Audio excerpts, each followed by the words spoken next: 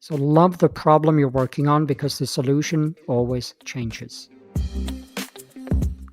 Nowadays, we have N26, we have Klarna, we have PayPal, we have eToro, we have one-click buy on Amazon, right? But in healthcare and health insurance, we're slapped in the face.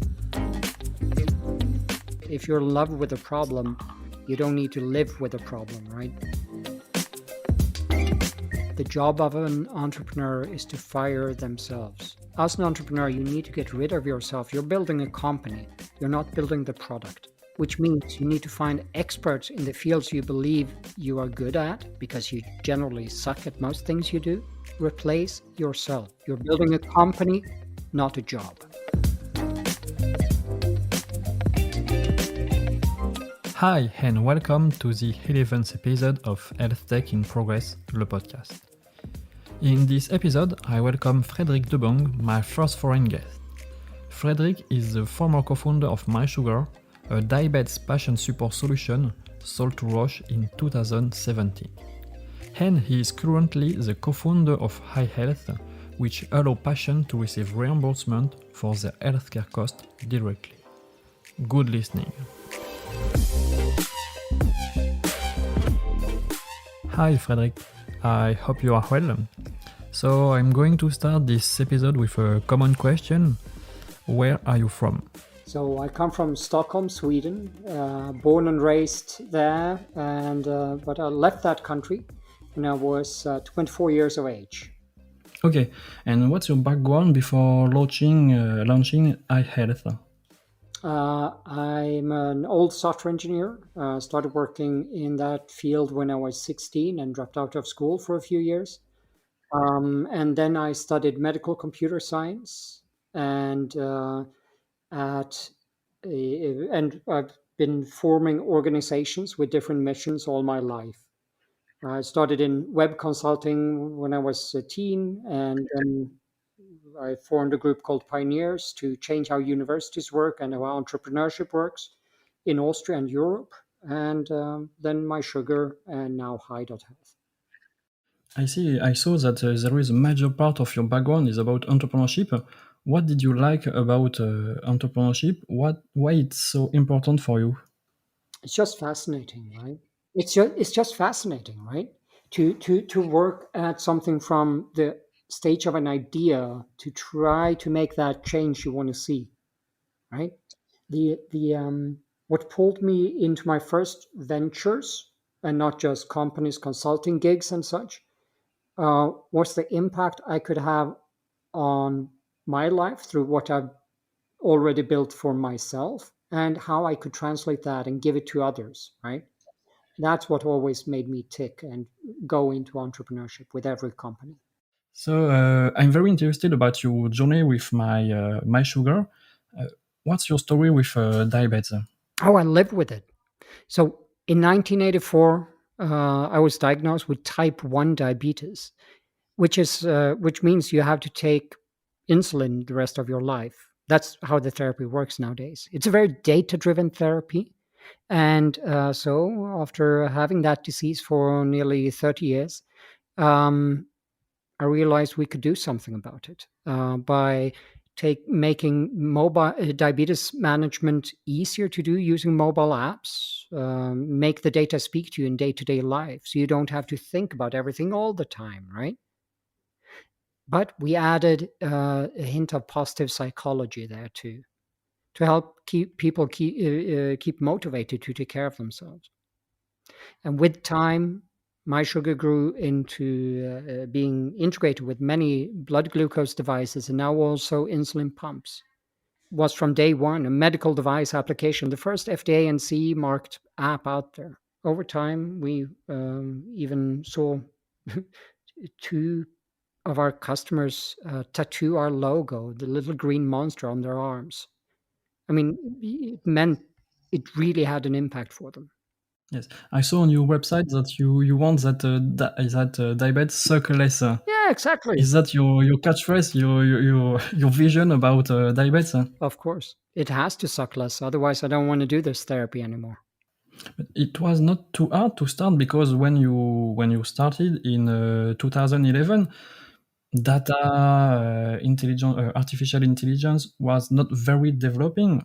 It was hard to start at this time. Well, my background is in medical computer science, and I led a research project for 2.5 years in this field of using diabetes data in different aspects of it, right? So that's where this view on making data useful in day to day life came from. But also, I mean, our CEO, Frank, my co founder and CEO, Frank at mySugr, also lives with diabetes. So he came at it with, all right, let's replace the journal and let's see what else we can do. And my contribution was, let's make the data useful and work on positive psychology.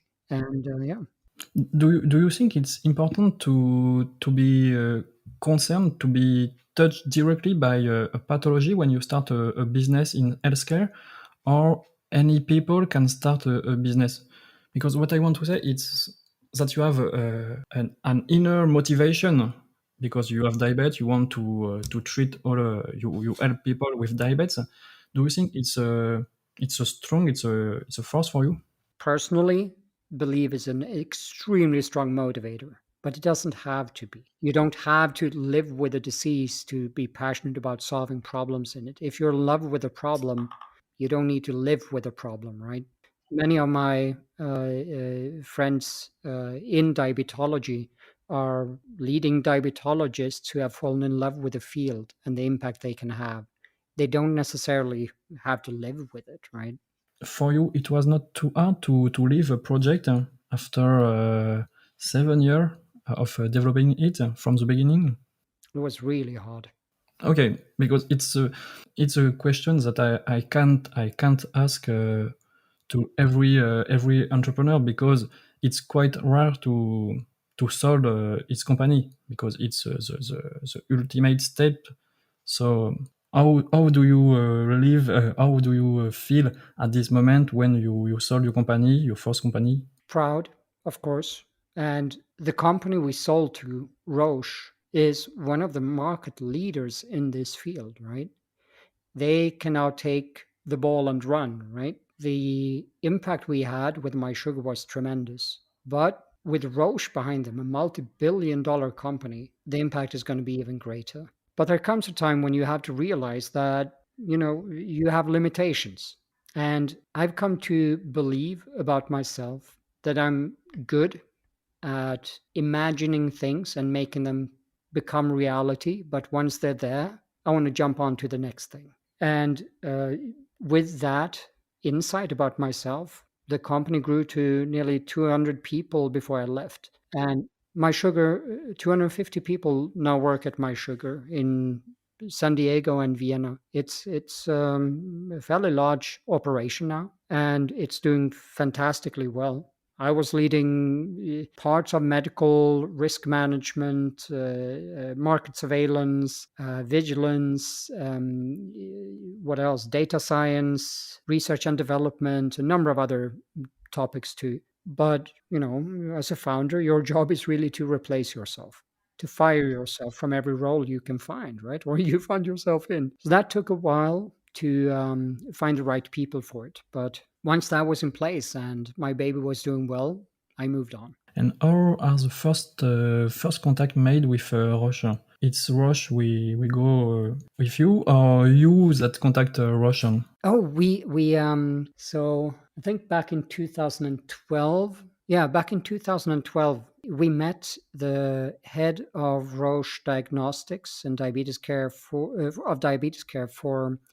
here in Vienna, because he went through Vienna once a week. Every week, more or less, he traveled around the world to every country he was heading up. And we met for an hour, became 2, 3 hours. And then we met the steering group, more or less, of Roche Diabetes Care in Mannheim. And in 2017, we entered into an agreement where, no, actually 14, we entered into an agreement where we integrated with their device and started offering it to people that they could also subscribe to blood glucose test strips for it. So it became like a bundle, we called it. So it We started doing business in 2014, and 3 years later, they acquired us. And how are the negotiation going? Is it hard? Is it easy? Can you tell us a little, because I believe it's it's quite confidential. It was exciting. There were a few days when it was two of our co-founders sitting across the table from 15 lawyers. That was kind of exciting, right? Yeah, that was exciting. Okay, so now we are going to talk about hi.health, because it's what you do now. Uh, First question: why did you want to re-enter the business so quickly after selling mySugr? I found a problem, not just a personal problem I live with, but one which has a tremendous negative effect on the world. And I found that about the same time that we sold mySugr. Actually, I started thinking about it with a friend, and realized that after about a year after exit, I realized I really want to do something in this space to solve this problem, and that's why I left. Okay, so what's the purpose of hi.health? Can you explain us how it works, and how about your team? Absolutely. In many parts of the world, the healthcare system is built up based on private health insurance. I know if you love insurance just like everyone else, we don't generally, but the concept of insurance is beautiful. We distribute risk. If you and I like each other and want to see to it that if you have an issue, then that you don't go bankrupt, then we both sign an agreement and start like putting money aside for a rainy day. And if you have a rainy day, you can tap that budget, right? That money, that hoard of gold, right? So it makes sense. Distribute risk. Simple. But in many parts of the world, we have a private health insurance system, which often requires you to pay it yourself first and then get reimbursed for it. And it turns out that this hinders access to healthcare for people. If you have to pay yourself for the insulin pump and the services you need to be able to access an insulin pump, that's 8,000 euros. Or a CGM system like I'm wearing now, which measures my blood glucose in real time all the time, right? That's 3,000 euros out of pocket that you have to pay first and then get reimbursed. It's a bit different in France, I think. Yeah. Every country is different. In many parts of the world, private health insurance is what you can get, period. But in others, we have a public health insurance system or a private health insurance system which is well integrated. But if you look at the EU, it turns out that nearly half of our population feel burdened by their healthcare budget, by their health expenses, and 11% feel significantly burdened. If you look into these statistics, you find people like my parents, people like my family with 3 children, and people like me with chronic conditions. And we feel the burden bluntly in our lives. If you live with a cardiovascular issue in private health insurance, you're out of pocket more than 12,000 euros every year. That's what you pay and then have to manage to get back from your insurance. There's so much else that is more important than this artificial hurdle. It's artificial. And that's what bothered me.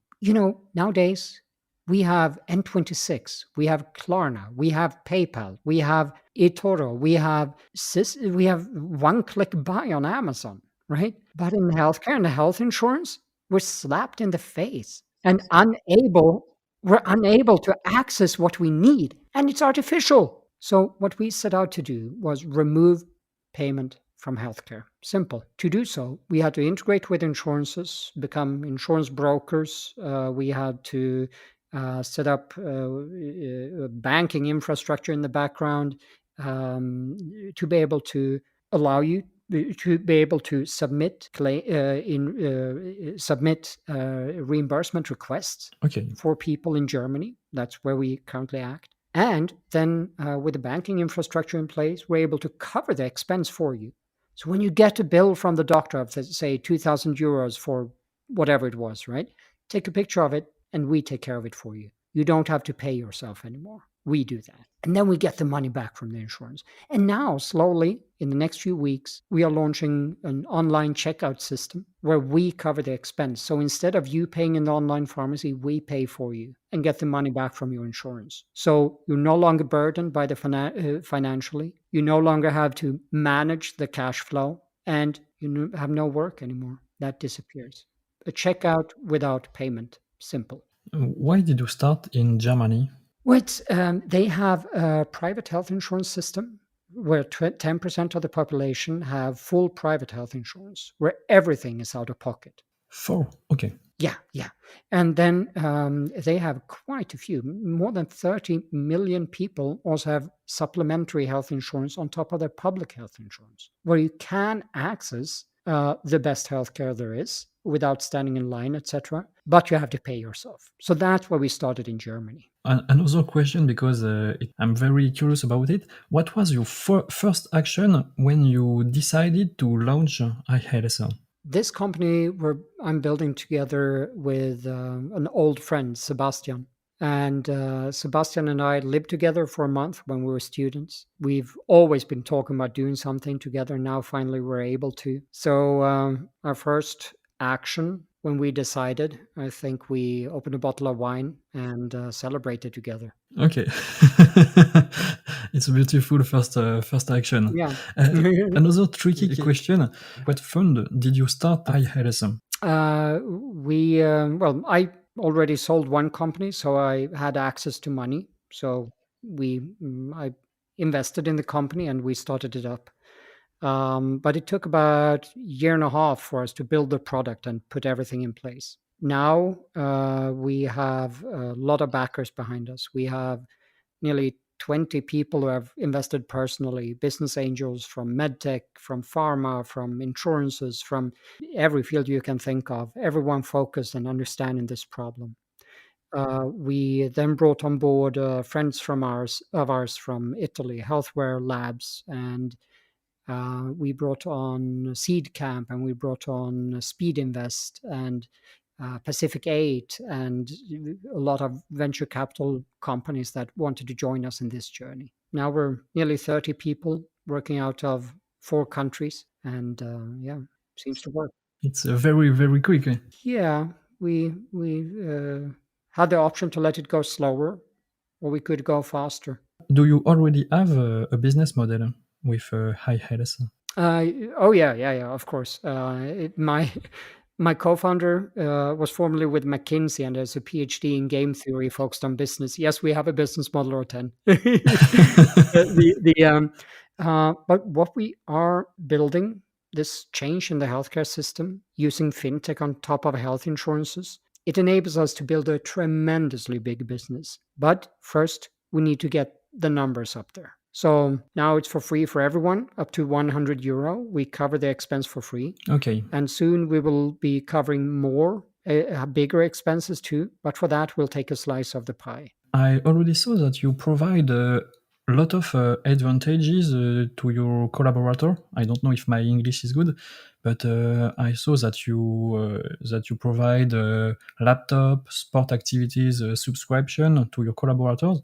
Why it's so important for you to have a strong company culture? Difference there. These goodies are just there to be nice. It's not culture. Culture is that everyone has a drive and a way of working with each other and enjoy working with each other at a deeper level than just doing work. That's what creates the culture. A shared mission and vision, an understanding of each other. That's what creates the culture. The goodies, we want them because we like them. But it's not what it creates the culture. Another question: Is it easy to be an entrepreneur in Austria or in Germany? No, it's horrible. What's the biggest challenge to be an entrepreneur in Austria, in Germany? Now, being an entrepreneur so it depends. Like, what's the outcome you're looking for? If you're looking to be your own boss, don't become an entrepreneur, as in startup entrepreneur. Build your own business, do a consultancy or whatever, right? But being your own boss, that's the most stupid thing you can ever say as the reason for becoming an entrepreneur. Your customer is your boss, period. So In Austria, being a startup entrepreneur is there's a lot of admin hurdles in Austria, which you don't have elsewhere, but you have access to free money in the seed stage through public grants. So we got research grants from one or two organizations. I won't go into detail there, but we you can get a lot of money to do the first steps of the company, and also Do you have an idea of the amount of money that an entrepreneur can up when he starts his business? it depends. It depends. Like even if you just have a project idea, you can still get 10, 15K quite easily. Um, Okay, without any document. no, no, no. Of course, there's work behind it. I mean, money for free is yeah, not worth it. But if you can supply the basics of a business, the basics of a business model behind the project, then you can also get a business grant, which is really helpful. So, one or two of my investments have actually gathered several million euros in public grants in Austria to be able to do what they do.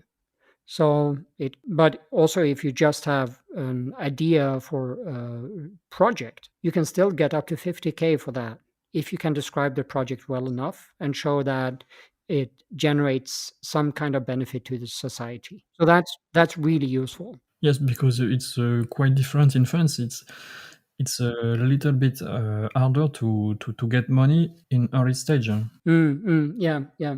Um, it's not easy, but it's an opportunity you have in Austria, which is fantastic. In Sweden, I had the experience that where I grew up, I had the experience that it's easy to get kind of a like bigger companies sign you on to budgets to kind of give you a bit of money as you start out. So if you're building a company which serves a bank, then that bank may even put a little check in just to help you out, but limit that to some milestones. So that was more of the industry came in for you and helped you out as you started out.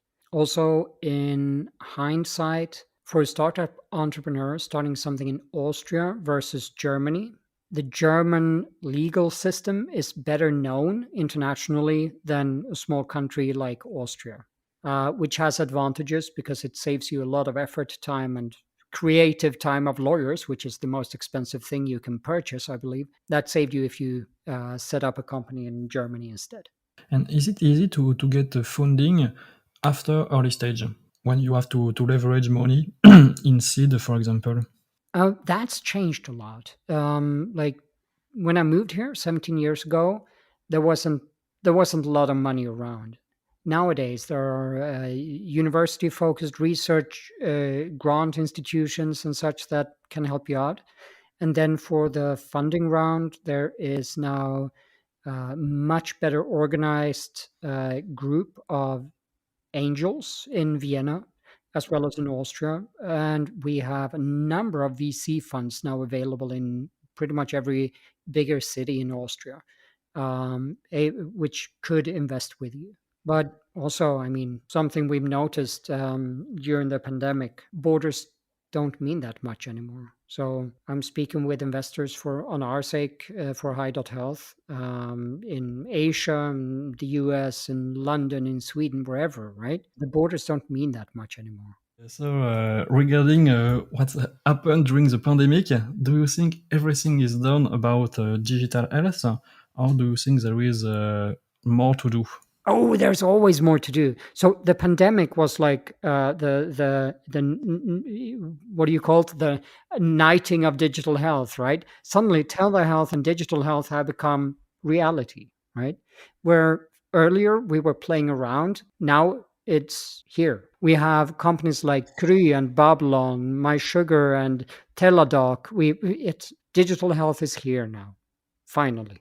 But there's so much to do still. We've been able to help the FDA and EMA set up an easier process to get approvals. That's done, right? We see in Germany methods of reimbursing digital health services starting to be rolled out. Still very immature, not perfect, with a lot of bugs, but it's becoming reality. The potential to deploy digital tools for managing and diagnosing and taking care of disease, of therapy, of it's fantastic. It's taken seriously by now. 10 years ago, walking up on a stage in a medical conference, the stage was the smallest one they could find. Now you're holding the keynote. So the medical field, the medical practitioners are taking it seriously and actually putting a lot of effort into understanding and trying to and giving it to their patients. So the field has matured. What I see now as the biggest hurdles is access, education, and for digital health to become an entrenched part in the ecosystem of services offered to patients. Where I see huge opportunity for big pharma and medtech, where a lot is changing due to digital services, that they have people on the ground. They can become educators for healthcare professionals, hospitals, and clinics, telling them about everything that's new out there. Because as a physician, you don't have time for it. You don't have time to look into the new diabetes app out there. You don't have time. You have thousands of patients that expect more and more of you. It's harder to manage than before. A lot of choice on. Yeah, a lot of choice and a lot of uncertainty. And I believe that if the ecosystem, as in big industry, together with Diabetes Association of Germany, for instance, come together and start educating physicians in their clinics and hospitals about digital health, then we'll get also capture the next wave. I think that needs to happen next. And to finish, I have a few questions and a big one, a very big one. What was your biggest failure in your entrepreneurship background? Not realizing that the job of an entrepreneur is to fire themselves. As an entrepreneur, you need to get rid of yourself. You're building a company, you're not building the product, which means you need to find experts in the fields you believe you are good at because you generally suck at most things you do. Replace yourself. You're building a company, not a job. How many times did you take to understand this? I'm still learning it. If you have to hire people now for iHealth, in which field? Right now, we're looking for people in finance. I'm looking for someone to join us as head of finance, focused on risk and debt facilities. I'm looking for head of product because the product has matured enough now that I and Sebastian can hand over the baton to someone who knows what he's doing or she's doing. And we're looking for software engineers, both mobile, full stack, and backend. I'm looking for someone to replace me also in quality management and management systems and assurance. We're looking for security engineers, one or two more. We are looking for product owner, also senior product owner.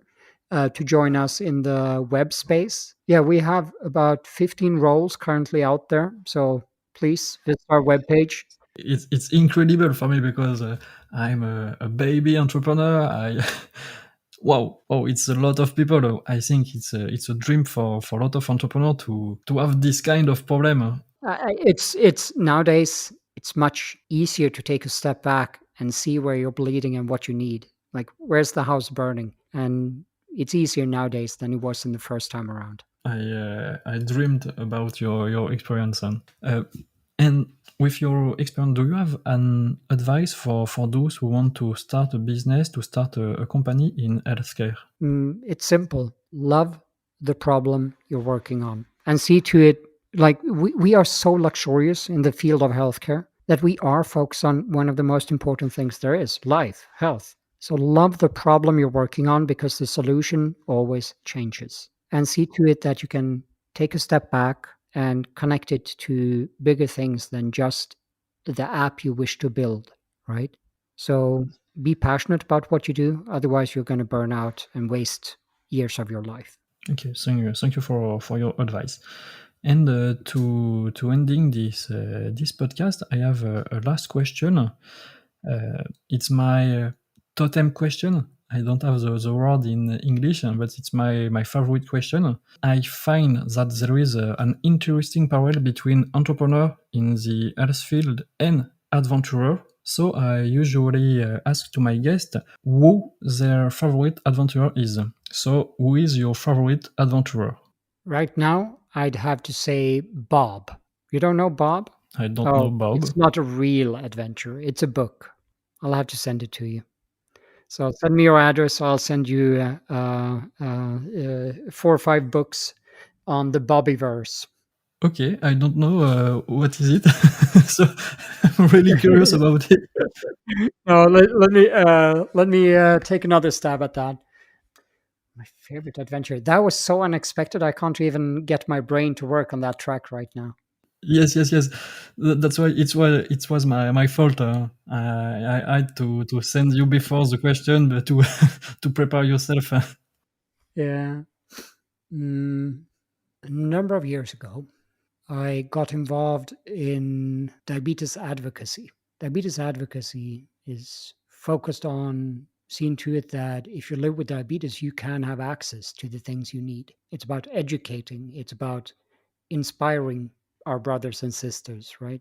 And in this group, I got to know how diabetes works, how the therapy works, or how it doesn't work all over the world. And I learned of this French woman, a nun, who was and still is close to 100 years old, as far as I know now, who is running clinic for children with diabetes in the middle of nowhere, where you can't get access to insulin, where you can't get treatment, which means you die. And this beautiful woman has been running this orphanage and clinic for decades. That is inspiring. She now has access to insulin, to thanks to charity. She now has access to insulin, has educators, has doctors on staff to help take care of my little brothers and sisters. She's been doing this for decades. That is inspiring. The effect that one person can have. Wow. I think it's a real adventurer. Well, thank you for this answer. I think I can record it for the last sentence. It was wonderful. So thank you so much for the conversation, Maria Dick. So that's the end of this episode. I hope you enjoy it. So feel free to subscribe to the podcast and give it a 5-star rating. See you next week.